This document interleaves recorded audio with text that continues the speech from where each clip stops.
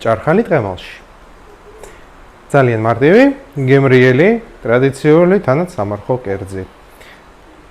ნებისმიერ სუფრას დაამშვენებს, როგორც ცალკე კერძიც მშვენიერია, ზაფხულშიც ცივად მაცივრიდან შევდგეთ.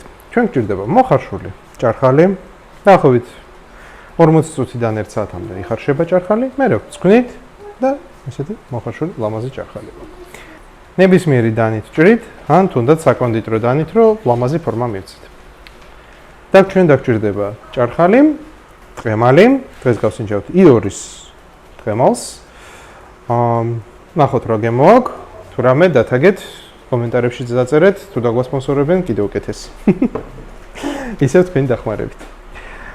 მერე ცოტა რეღანი, ცოტა კინძი. რეღანი ამ კერძში ვაფშარდება.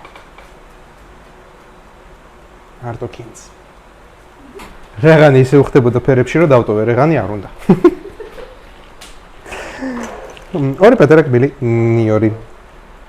შვენიერი. ეხლა დავჭრათ ჭარხალი. ესე პატარა ნაჭრებად, ლამაზ ნაჭრებად. დაახლოებით 10 სანტიმეტრის ესე დავაწყობთ.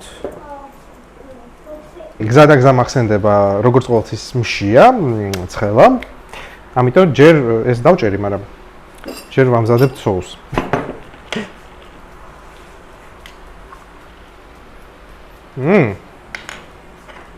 გავსინჯოთ. კი. იდეალურია. მოთქვა მომჟავო. შვენიერი. ნიორი. ცოტა მარილი. ეხლა ვიღოთ კინძი. და წვრილად დავჭრათ. კინძი. კარგად. მოურიოთ. ფენა დავაწყოთ. თან ტყემალიც ესე მოვასხათ ზემოდან. დაგჩენილი ტყემალი.